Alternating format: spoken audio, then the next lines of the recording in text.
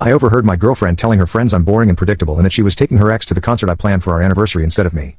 I didn't say anything. I just quietly moved out while she was at work, left the tickets on the counter, and started dating my colleague who actually appreciates my stability. Now she's begging me to come back because he dumped her. I'm Connor, a 28-year-old physical therapist, and until 2 months ago, I thought I was in a solid relationship with my girlfriend Vanessa.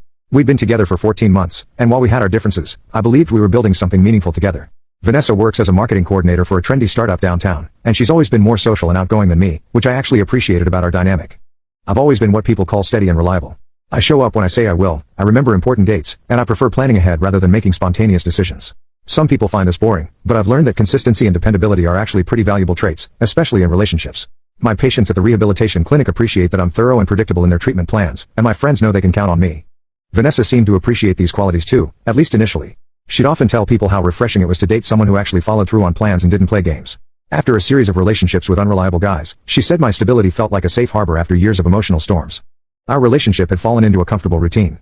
I'd pick her up for dates, we'd try new restaurants I'd researched, attend events I'd found tickets for, and spend quiet evenings at my apartment watching movies or cooking together. Vanessa seemed happy with this arrangement, often posting photos of our dates on social media with captions about how lucky she felt to have found someone who treated her well. The concert that changed everything was supposed to be special.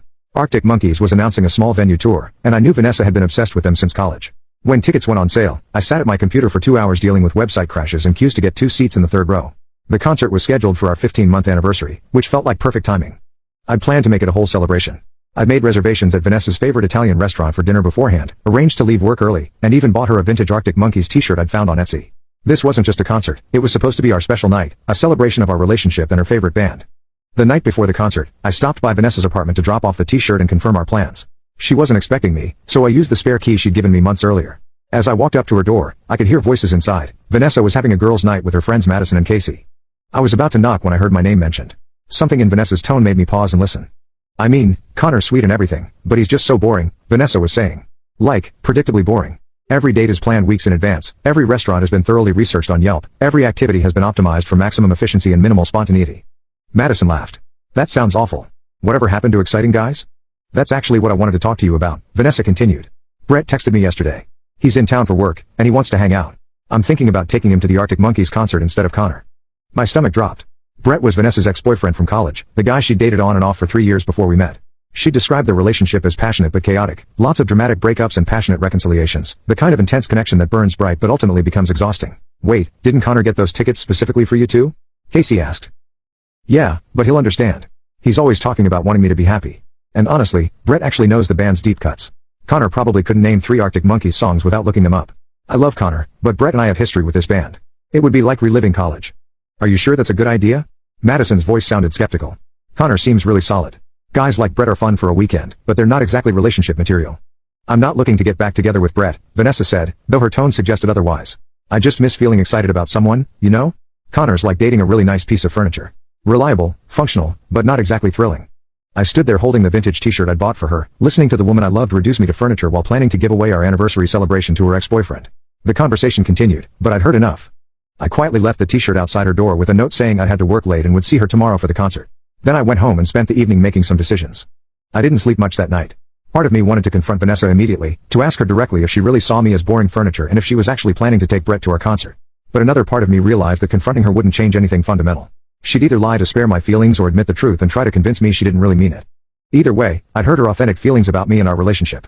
When people think they're speaking privately, that's when you learn what they really think. Vanessa saw me as a placeholder, someone safe and dependable but not worth choosing when something more exciting came along. By morning, I'd made my decision. I called in sick to work, which I'd never done for personal reasons before. Then I went to Vanessa's apartment while she was at her job and used my spare key one final time. I packed up everything I'd left at her place over 14 months, clothes, toiletries, books, the coffee maker I'd bought for her kitchen because she complained about her old one. I was methodical about it, making sure I didn't leave anything behind that would require future contact. I left the concert tickets on her kitchen counter along with her spare key and a simple note, "Hope you and Brett enjoy the show." These were meant for someone who appreciates both the music and the person who got them for her. I didn't block her number or social media accounts. I just stopped reaching out and responding. When someone shows you that they don't value what you bring to their life, the most dignified response is to quietly remove yourself from the equation. Vanessa called me that afternoon, probably after she got home and found my note. I didn't answer. She called 6 more times that evening, leaving increasingly frantic voicemails asking where I was and what my note meant. I listened to them once, then deleted them. The next day was Saturday, concert day. I went to work as usual, covering a shift for a colleague who had family obligations. Around 2 p.m., my phone started buzzing with texts from Vanessa. The messages escalated from confused to angry to pleading throughout the afternoon. Connor, what is this dramatic exit about? Call me back so we can talk like adults. I found the tickets. Are you seriously throwing a tantrum because you overheard girl talk? You know I didn't mean those things seriously. Brett is just a friend. You're being ridiculous and immature about this. Fine, don't answer. I'm going to the concert because these tickets cost a fortune and someone should enjoy them. I hope you realize you're destroying our relationship over nothing. I didn't respond to any of them. That evening, while Vanessa was at the concert with Brett, I had dinner with my colleague Lily, who'd been asking about my weekend plans. Lily is a speech therapist at the same rehabilitation clinic where I work. She's intelligent, kind, and has always appreciated my organized approach to life. You seem different today, Lily said over pizza. More relaxed somehow. I ended things with Vanessa, I said. Turns out we wanted different things. I'm sorry. Are you okay? Actually, yeah. I think I am. Lily smiled. For what it's worth, I've always thought you had a lot to offer the right person. Some people don't appreciate stability until they lose it. We talked for 3 hours that night, about work, our families, books we'd read, places we wanted to travel. It was the kind of easy, natural conversation I realized I'd been missing with Vanessa, who'd often seemed distracted or bored during our dinners together. When Lily mentioned that she'd been wanting to try a new hiking trail but hadn't found anyone reliable enough to commit to weekend plans, I offered to go with her. I'm very good at showing up when I say I will, I said. That's an incredibly attractive quality, she replied, and I could tell she meant it. Sunday morning brought a flood of new messages from Vanessa. Apparently, the concert had not gone as planned. Connor, I made a huge mistake. Brett was completely different than I remembered. He spent the whole concert hitting on other women and talking about his startup idea that makes no sense. He didn't even really care about the music. I kept thinking about how you would have researched the band's history beforehand and shared interesting facts during the slower songs. I missed having someone who actually cared about making sure I had a good time. Please call me. I want to fix this. I still didn't respond. That afternoon, Lily and I went hiking at the trail she'd mentioned. She'd brought a detailed map and extra water bottles, showing the same kind of thoughtful preparation that Vanessa had always criticized me for. But when I complimented her planning skills, Lily beamed. I love being prepared, she said. It means we can focus on enjoying ourselves instead of worrying about logistics. We spent 4 hours on the trail, talking about everything and nothing. Lily asked thoughtful questions about my work with patients recovering from injuries, and she shared stories about helping kids overcome speech delays. When she mentioned feeling proud of a particularly challenging case, I could see the same satisfaction I felt when helping my own patients achieve their recovery goals. At the end of the hike, when I suggested we try another trail the following weekend, Lily smiled and said, I'd love that. I'll research some options and send you a few choices. You don't think that's boring? I asked, genuinely curious. Planning ahead so we can have the best possible time? That's not boring, Connor. That's caring. That week at work, I felt lighter than I had in months.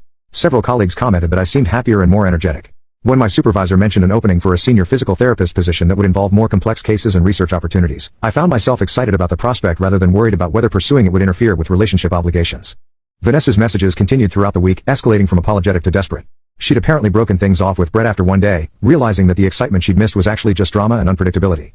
She sent long texts about appreciating my stability and consistency, promising she'd never take me for granted again. But I'd moved on, emotionally and practically. Lily and I had been spending time together every day after work, grabbing coffee between patients or walking around the hospital campus during lunch breaks. Our conversations flowed naturally, and I found myself looking forward to seeing her each morning. When Lily mentioned that her favorite author was doing a reading at a local bookstore, I immediately offered to get tickets. That sounds perfect, she said. I'll look up the bookstore's recommendations so we know what to expect from the event. The contrast with Vanessa couldn't have been clearer. Where Vanessa had seen my planning as evidence of being boring, Lily saw it as evidence of caring. Where Vanessa had wanted spontaneity and excitement, Lily wanted partnership and thoughtfulness. Update 1. 3 weeks after the concert incident, Vanessa showed up at my apartment. I'd been expecting this eventually, knowing that her text messages and voicemails weren't getting responses. Connor, please, can we just talk? She said when I opened the door. I know I messed up, but I want to make things right. I let her in, mostly because several neighbors were watching the drama unfold in the hallway. Vanessa looked tired and stressed, which was unusual for someone who typically put significant effort into her appearance. I've been thinking about us every day since the concert, she began. I realize now how much I took you for granted. Brett was exactly like I remembered, selfish, unreliable, only interested in what benefited him. Being with him for one evening reminded me why we broke up in the first place. I'm glad you had that clarity, I said. But this isn't about Brett. I know. It's about me not appreciating what I had. Connor, you were the best boyfriend I've ever had. You cared about my happiness, you planned thoughtful dates, you remembered things that mattered to me. I was an idiot for calling that boring. You weren't wrong, though, I said. I am predictable. I do plan ahead. I prefer stability to chaos. Those are fundamental parts of who I am. And I love those things about you, Vanessa insisted. I just got caught up in missing the excitement of my early 20s. But excitement isn't the same as happiness, and chaos isn't the same as passion. I appreciate you saying that, but I don't think we're compatible long term, I told her. You need someone who can give you the kind of spontaneous excitement you're looking for. I need someone who sees my stability as a feature, not a bug. Vanessa's face fell. Have you met someone else?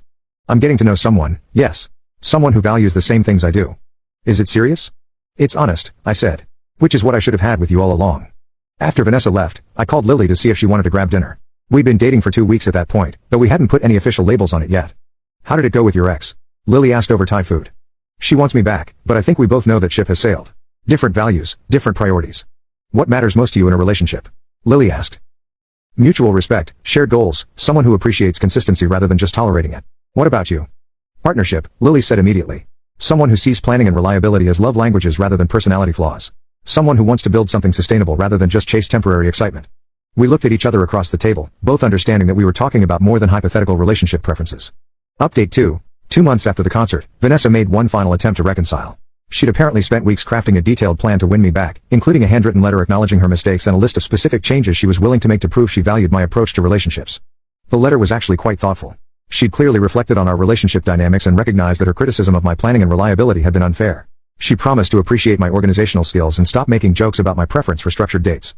But reading her letter, I realized that she was still fundamentally missing the point. She was offering to tolerate my personality traits rather than genuinely valuing them. She was promising to stop criticizing my approach rather than recognizing it as something positive. Meanwhile, Lily had become an integral part of my life. We'd made plans to attend a weekend conference about innovative rehabilitation techniques, and she was excited to research the speakers and plan our schedule to maximize learning opportunities. When I mentioned that most people would find conference planning boring, she laughed. Most people don't understand that good planning makes everything more enjoyable, she said. I love that you think through details. It means we never miss important sessions or waste time figuring out logistics. That weekend at the conference, I watched Lily engage enthusiastically with new research and network thoughtfully with other professionals. During breaks, she'd share interesting insights from sessions I hadn't attended, and she genuinely wanted to hear my thoughts on the presentations. This is exactly the kind of partnership I want, I thought, watching her take detailed notes during a particularly complex session on neuroplasticity. When we got back from the conference, I responded to Vanessa's letter with a brief but kind email. I thanked her for her thoughtfulness and acknowledged her effort to understand my perspective. But I explained that I'd found someone who didn't need to learn to appreciate my qualities, she already valued them naturally. Vanessa's response was immediate and emotional. She called me crying, saying she'd changed and grown, that she now understood what she'd lost. She offered to prove her transformation by planning a detailed date herself, showing that she could be thoughtful and organized too. But I wasn't interested in someone who had to work to appreciate fundamental aspects of my personality. I wanted someone for whom my reliability felt like a gift rather than a character flaw she needed to overcome. 3 months later, Lily and I made our relationship official. When I told my friends and family about her, the contrast with how they'd perceived my relationship with Vanessa was striking. She sounds perfect for you, my sister said after meeting Lily. I always felt like Vanessa was trying to change you into someone more spontaneous. Lily seems to actually like who you are. My parents were similarly positive. Vanessa was lovely, but we could tell she found your planning habits annoying, my mother observed. Lily clearly Hey guys, real quick, I hope you're enjoying the story. Don't forget to subscribe, it would really help the page. Thanks for supporting. Appreciates your thoughtfulness. The most telling moment came 6 months after Lily and I started dating. We were planning a vacation together, comparing flight options, researching hotels, creating detailed itineraries for different cities we might visit. As we sat at my kitchen table with spreadsheets and guidebooks, Lily looked up and smiled. I love this, she said. I love planning things with you. I love that you care enough about our time together to research the best options. I love that I can trust you to think through details I might miss. You don't think it's obsessive? I think it's love, she said simply. This is how you show care, by making sure we have the best possible experience. That's when I knew I'd found my person. Not someone who tolerated my approach to life, but someone who recognized it as an expression of how much I valued our time together. As for Vanessa, I heard through mutual friends that she'd started dating someone new, another spontaneous, unpredictable type who kept her guessing. According to social media posts, their relationship seemed to consist primarily of last-minute adventures and dramatic emotional posts about the intensity of their connection. I felt genuinely happy for her. She'd found someone who could give her the excitement and unpredictability she craved. And I'd found someone who valued the stability and thoughtfulness I offered.